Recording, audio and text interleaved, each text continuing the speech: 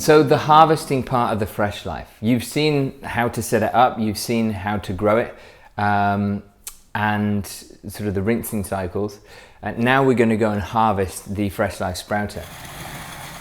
So yes, there's a bit of water that gets on the surface, and that's okay. So you take the top cylinder off, the way I do it anyway, and then you've got your little water spinner that you can just put in the sink, and I just tip it out onto my hand. And depending if you've left it for 6 days or 7 days, or if these are particularly long, you think, oh my God, am I going to eat this, the mat of the root mat on the bottom? So what I tend to do is, the answer to that is yes. Now, if you're going to do a nice preparing dinner and you let them grow, you can cut them. Now, cutting them takes the root off, and I guess there's some goodness in the root. So if you want to make something look pretty, you can see that these have been infested by some China rose radish seeds. And I think we've got broccoli and alfalfa on this seed tray. So what I'll do is I'll just pull them out like you're pulling somebody's hair out.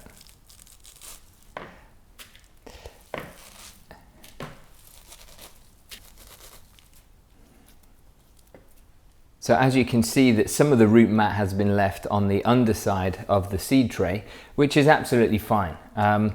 So I've now harvested one seed tray, one level of the Freshlife. I've put it into a big bowl.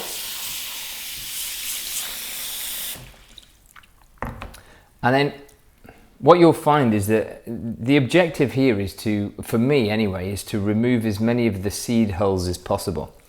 So I just give it a good massage, and you start to just pull them apart a little bit, because they've grown on these seed mats, and you'll see, and you'll notice, you know, the more times you do the rinsing stage here, the clearer the water will become, the more of the holes will be left.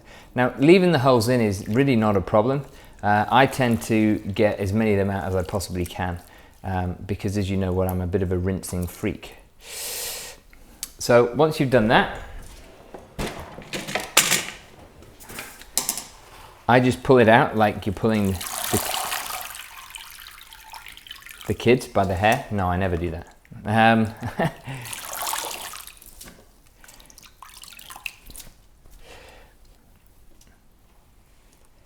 And then you've got the dirty water from all the seeds and the holes. And instead of pouring it down the drain, I get my nice little sieve and I just pour it out.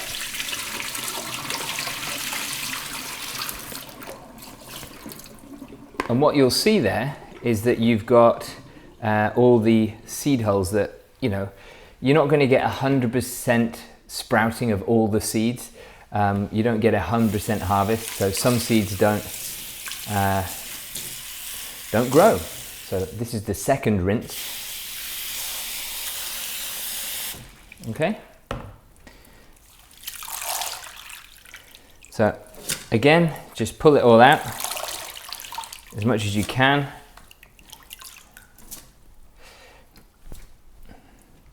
And then I just tip the waste .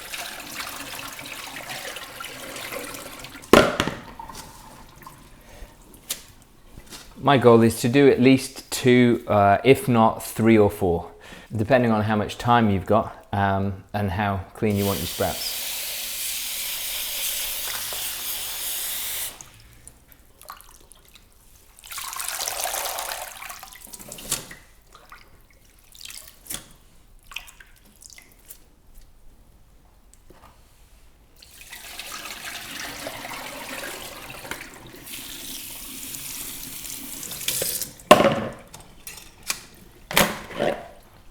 That's it. So once I've rinsed them, I'll just leave them to drain whilst I wash up these other bits and pieces before I harvest the second tray that I've got there. And then I'll put them into my sprout box.